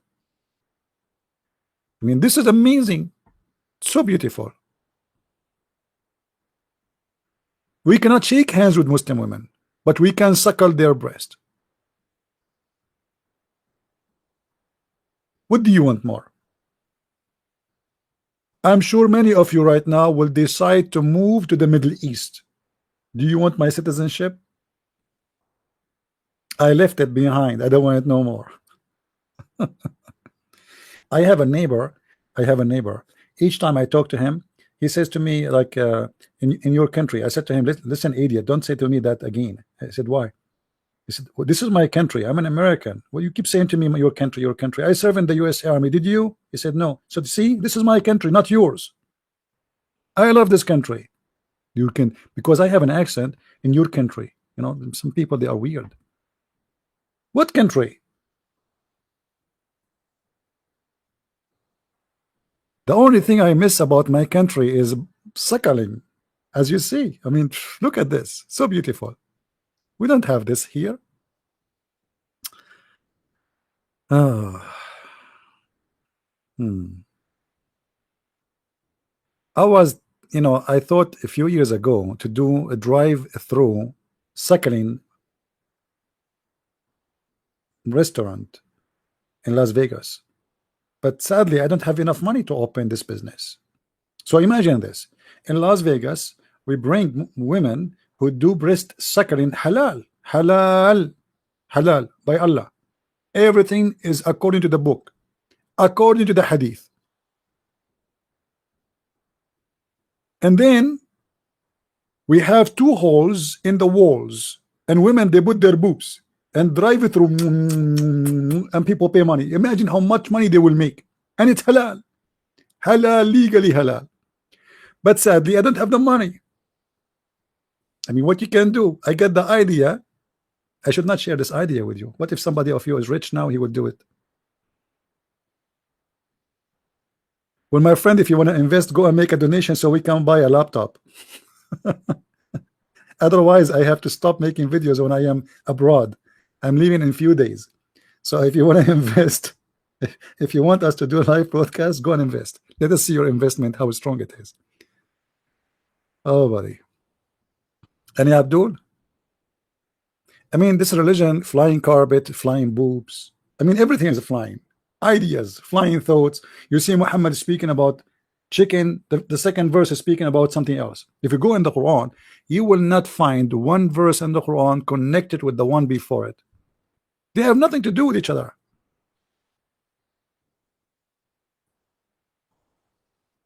By the way, when you attend my channel, you have to sign a disclaimer. If you die from laughing, it's not my problem. I'm not responsible, okay? Hello, don't sue me. Yeah, because then in the news they will say an Arab guy, an Arabic Christian, he killed 10 Americans from laughing. They will make me, here we go, he's an Arab ready. I am a terrorist for sure because I'm an Arab. When I go in the airplane, you know, always I have the advantage. I used before to ask for the window. Never again. Always I am next to the window. How it happened, I don't know. They check in their computer, oh, this guy originally from the Middle East. Put him in the corner so he cannot move. And always I got a window. Never ask for window again. It is my privilege. In any airline, anywhere, it doesn't matter where you go. You go to China, it doesn't matter. I will have always a window seat. Unbelievable. Hey guys, how I can contact CP? My friend, we have you can contact me Why you want to contact me? If you want to make a donation, then you contact me. Yeah, I am the same as Muhammad. Muhammad in the Quran says, hey brothers, if you want to contact the Prophet for a private consultation, you have to pay him first. So are you trying to contact me for free? Are you serious? I mean, come on. You remember the verse? Have you ever heard of a prophet? He will not talk to you unless you pay him first. No money, no honey. Read carefully with me. Chapter 58, verse number 12.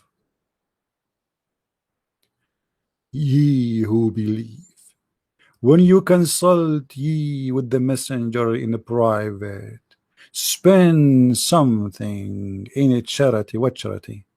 What charity? Spend something in charity. Before your private consultation. Where is this guy, Pen? Where is he? Where are you, man? You want to talk to me before you spend something in the private conversation? Are you kidding me?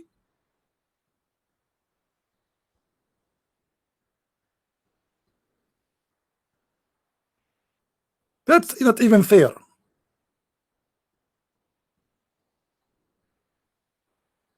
Until now, not a single Muslim gave us a call. How much to talk to me? You have to give me 7 ajwa.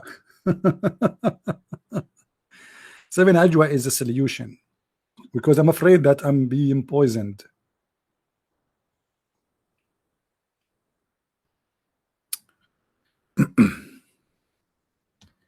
Do we have any Muslim would like to say anything?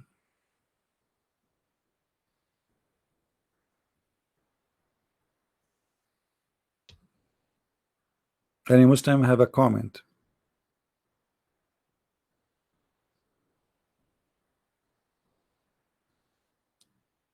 Yeah, and remember, I'm not making fun of the Muslims. I'm making fun of this God. This is stupid God and this false prophet. Obviously, don't you see?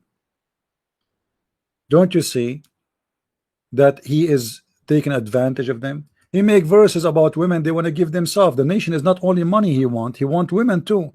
Imagine he made verses saying any Muslim woman can give herself for sex to sleep with him. I mean, what? How in the world you can accept that?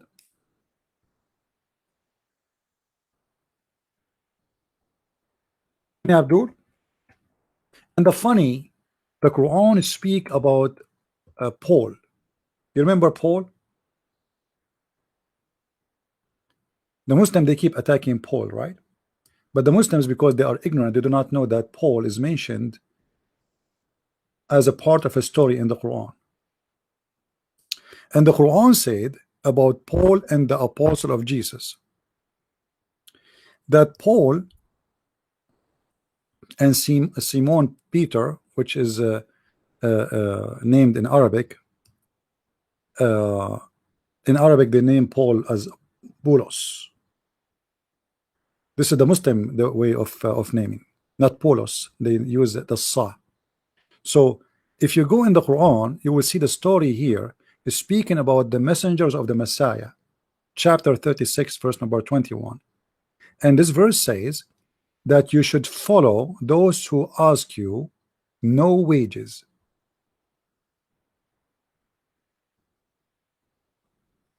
In Arabic, actually, it is not reward, it's wages. Let's see different translation.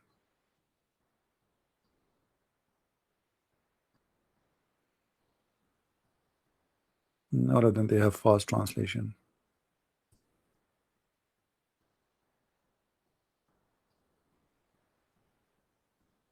This guy, he translated as fees. I mean, I don't know, the translation is very funny when Muslim translate. Anyway, so the Quran says, follow those who ask of you no wages, speaking about the apostles of Christ. So how Muhammad is asking for wages? Why you need to give? Let us say for the sake of argument that the Muslim, they will say to you, this is a charity. This is not a charity. This is a charity to the Prophet. This is money to the Prophet. You see, if people they are going to help voluntarily, That's wonderful. But you say to them, before you meet with me, you need to give it charity. This is not charity no more. This is wages. Is that correct? If I say, if you want to attend this meeting right now with me, I'm going to make live broadcast only for those who make a donation. That is not a public service for free no more. Do we agree? Do we agree? If you are making it only for those who provide money, that's mean you are doing private service.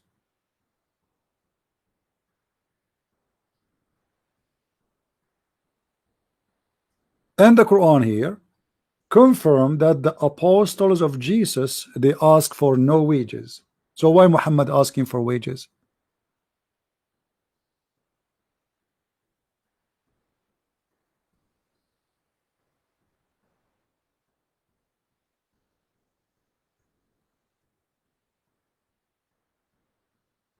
This is the madness of this religion. He's using them, abusing them, taking their money. If you remember the story of let us see, when Muhammad he saw a bunch of women, how Muhammad he will make them pay him money, give him money. Let me show you the tactic Muhammad he used.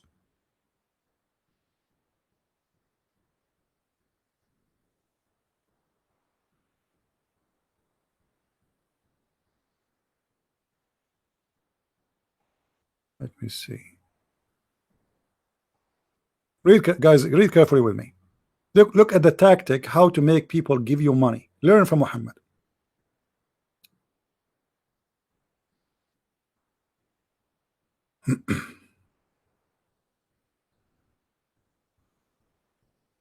I attended the prayer with the Messenger of Allah on the day of Eid, which means the holiday. He started with his prayer before the khutbah, which means a speech, with no adhan and no etc. Suddenly he don't want to go and do a regular. He have something to important to finish, because now he is going to ask for money. Let us see what he said. Then he moved away and went to the women. Muhammad now came to the women, and Bilal was with him. He commanded them. He commanded the women to do what? To fear Allah, and exhorted them and reminded them. He praised and glorified Allah. Then he urged them to obey Allah. Then he said, give it charity. Give it charity, for most of you are the fuel of hell. Why you need to give charity, guys? Why you need to give it charity? Are you listening, guys, with me? Give it charity because most of you are the fuel of hell. So why now those women they will give it charity? Because Muhammad he told them, you are the fuel of hell. So in order to make them pay, he scared the hell of them. So if you don't want to go to hell, well, give me the charity. And look what happened. Give it charity, for most of you are the fuel of hell. A lowly woman with dark cheeks said, why? Why, O Messenger of Allah? Like, why we will go to hell? And why we will have to pay charity? He said, you complain a great deal and are ungrateful to your husbands.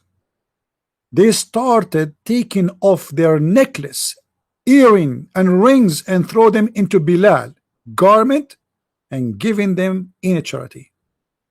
Do you see it?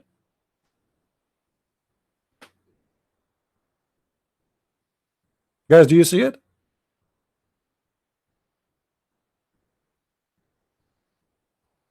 Okay, let me practice this. Ladies who listening to me, we have 250 40 people listening. I'm assuming like 120 maybe between them are ladies. Let us make some money. Ladies, give it charity, for most of you will go to hell. Give it charity, or you will be burned. I don't think this is convincing. Let me make it different. Ladies, if you don't give a charity right now, I will make you gain weight. That is scary.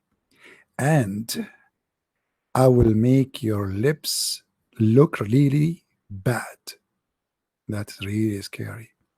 And I will make you lose your hair. Oh man. And what else? What women they fear? What okay. I will make you lose your lipstick and you will never find it again. And not only that, I will break your front camera, mirror in the car, which mean you cannot do makeup when you are driving. So you better give me charity immediately. What? This is a prophet of God. This is a prophet of God. And why women they have to give a charity and they are the fuel of hellfire? All those women they are ungrateful to their husband, all of them, not even a single one. Muhammad is speaking to all the women. You see, the mosque is separated now. The groups of there's women and there's men. Muhammad he came to the women, all of them. All of you, you are the fuel of hellfire, or most of you. Why most of them? This is how you can make money. And they start the poor women. So now what? A Muslim tell me. So now this woman who gave her necklace, she will not go to hell? Is that what you are saying to me?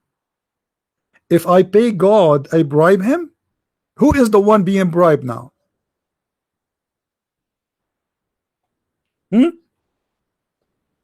Those women now, they will not go to hell? Is that your logic? Because they gave Muhammad their rings and their necklace?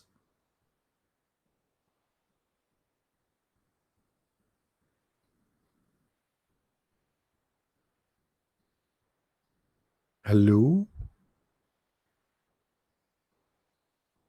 Hello? It's me you're looking for. You better give your necklace. Now you better do it. La la la la la. I'm a prophet. I am the prophet of God. And I can save you if you give me your necklace and your ring. Yeah, the ring there. No, don't give me the cheap one. The diamond one. Yeah, in the drawer. Like, no, open the drawer. Open. Don't tell me you don't have one. Every one of you have one.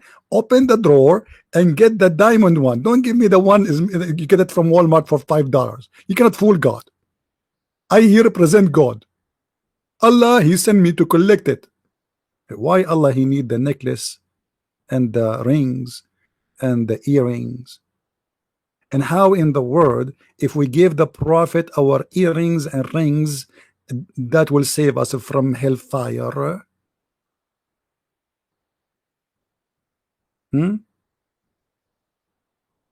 This is prophet of God?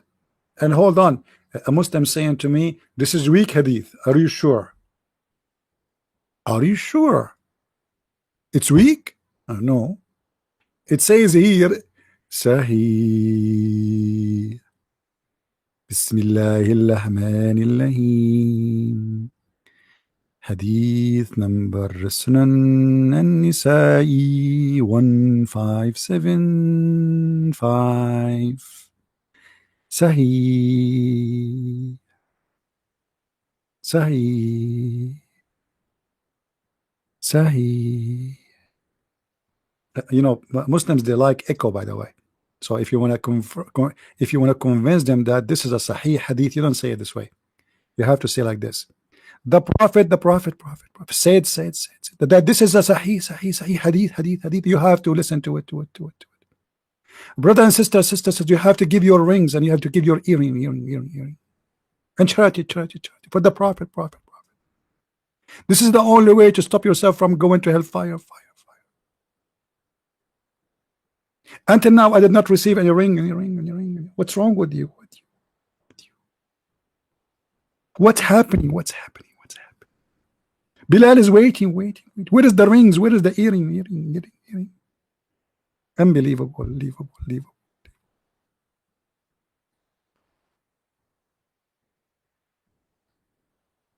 How come Jesus did not ask women to give their earring?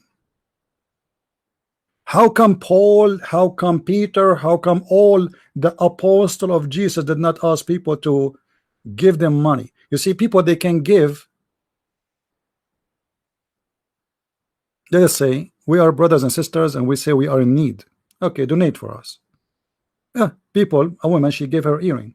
But here Muhammad is making them give as a bribe. It's not as a donation.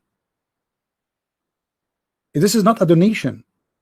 It's not a woman coming and they discuss together like we need to, let us say we need to buy something, we need to build a church, or we need to build a mosque, or we need to feed the hungry. No, no, no, no. You need to pay, otherwise you are going to hell. It was a solution to stop yourself from going to hell. How you can bribe God? So now if I am a child molester and I give Muhammad a ring, I will not go to hell.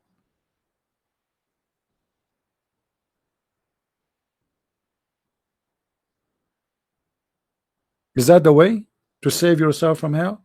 Obviously it is.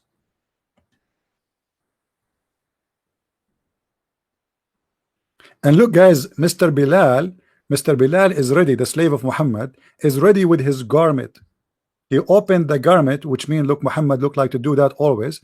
So he opened the garment in the floor and everybody started throwing their rings and their etc.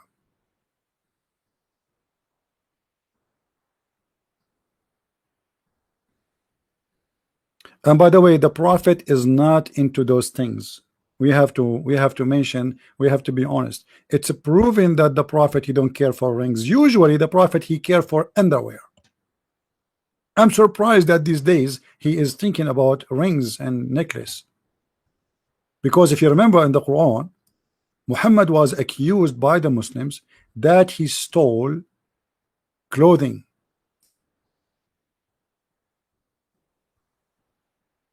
وما كان لنبي أن يغل ومن يغلل يأتي بما غل يوم القيامة. What does that mean? It's not for a prophet to be a thief. But why this verse is about what? The Muslims accuse Muhammad that he stole a piece of clothes, a red velvet of a clothes. Chapter 3 verse 161. Have you ever heard of apostles of a prophet accusing their prophet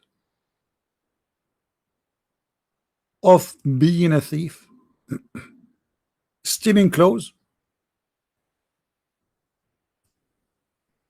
Actually, they are thieves, all of them, because the clothes they are talking about is what they stole from the previous attack. So the thieves now, they are fighting over what they stole, which means it's a theft anyway.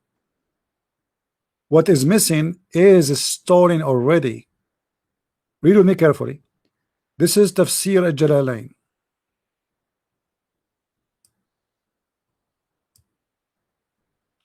When some red velvet cloth went missing in the day of Badr, and some people began to say, perhaps the prophet took it, stole it, not took it, you know. So Muhammad now, he want to defend himself that he is not the one who took it. So he received a verse as usual from Allah, and the verse saying the prophet will not do that. But the funny, Allah never said who did that. I mean, what Allah will lose if he send a verse says who is the one who took the underwear? Until now, this verse in the Quran and the underwear is missing. Even the Pink Panther could not find it. We watched Pink Panther 1, Pink Panther 2, Pink Panther 3, Pink Panther 4. You will watch all of them, and you will not find who is the one who took the underwear, because Allah is all-knowing.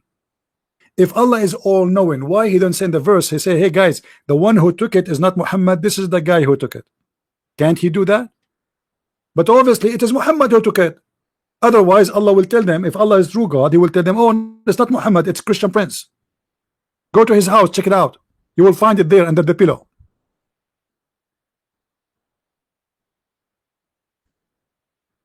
God is making a verse to defend his prophet from a theft of an underwear.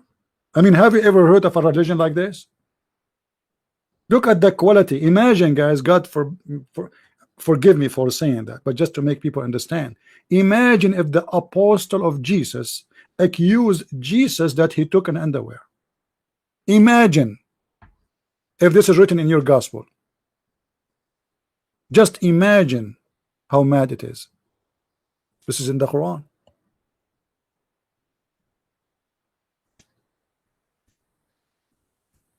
I don't know. If I am you, I will convert to Islam immediately before it's too late. As you see, there's many things there are very good, and you cannot resist this high ethical prophet. Nobody can beat. Nobody can be even close to him. He's the best. He's the best of the best. All right. Anyway, I think we have enough for today. Tomorrow I will not do live podcast. I will give you a break. Actually, my voice is tired. You can tell, right? I think I'm not feeling good. I need the breastfeeding. I think the prophet, you know, the prophet, when he says something, he do it for the benefit of everybody. I mean, the prophet, he knew. How he knew? It's amazing. I think breastfeeding will do something. You know, how I can suckle him and he is a growing man. I mean, come on. You will not know the benefit of this until you practice it. Did you practice it? How you can complain about something you did not practice yet? Right? Yeah. Anyway, guys, for those who like to help us in my coming trip, don't forget, please, to help in the trip, and you know how you can do it, right? If you like to make a donation, if you help us to buy the new computer, because I'm planning to do live broadcast when I am abroad. If not, then I have to just register, like record using whatever I can find, and or the old laptop I have, and post in YouTube. So I hope people will help, so we can go live when we are abroad. And until I see you, not tomorrow, the day after, I hope, if everything is fine, I say to you, thank you very much for being here. May the Lord bless you. And I mean no insult to anyone except to the devil and his scam. The devil is my enemy. It's not the Muslims. The devil is my enemy. You Muslims, we are here to help you. We are not fighting you. You hate me, you don't hate me, I don't care. But this is my mission, and my mission is not about hate. We love everybody as the Messiah he ordered us to be. Love your enemy, bless those who curse you. So you curse me, I'm not going to curse you back. I might get angry from your stupidity sometime. I might be upset for you are not getting it or playing dumb, but still I feel sorry for you. I'm not feeling sorry for me being a Christian. I'm so happy to be Christian. Go and sit by yourself with yourself and compare between any page of the teaching of Christ, any speech Christ he said, and any speech your prophet he said, and you will see how silly your prophet is, and how down he is, and how far he is from even to be in a level to be even a good man, a little ethical man. This is a man who have no ethic. So how dare you to follow him? Your prophet, if he applied to work in the post office, he will be rejected. He went to his own son's wife when she is alone, and he flirted with her when the husband was not there. Your prophet is not even qualified to be a friend to you, to enter your house when you are not there. Otherwise, he will flirt with your wife. The one who flirted with his own son's wife, he will do that. And then later he forced his son to leave the women, and he slept with the women. This is who is your prophet. We are the Christians. We declare that there is no better name than his name in the top of this earth and in the heaven. His name is the Messiah. He commit no sin, and sin have nothing to do with him. He overcome death. He is the life and the resurrection. He is the Alpha and the Omega, and he is the only one who can save you. not a Christian prince, no prophet, no priest, no bishop. There's one name in this world. His name is the glory. His name is amazing. And even the Quran used the word Messiah. Go and search, see yourself what the word Messiah mean, and you will see the Quran just admitting that he is the savior. For this is what the Messiah is going to do. His name is Yeshua. Go and search what Yeshua mean. His name is Emmanuel. God is with us. That is my Lord. And in your book, the Messiah is the living God. Everybody is dead except the Messiah. Ask yourself why. Why the Messiah, the only one who have no father, but yet he is born? Why he is the only one who have no sin? Why he is the only one Shaitan could not touch him, as Muhammad said? Why he is the only one who can resurrect people from death? Why he is the only one who can do miracles nobody can imagine? And why he is the only one right now is alive? Why? A question. We know the answer for it. Follow with us so you can learn more. Christ is Lord, Islam is false. And thank you very much for watching. To learn more, don't forget to search for my books in Amazon. Search for Christian Prince, and you will find the list of my books in many languages. Christ is Lord, Islam is false. And see you soon again. Bye-bye.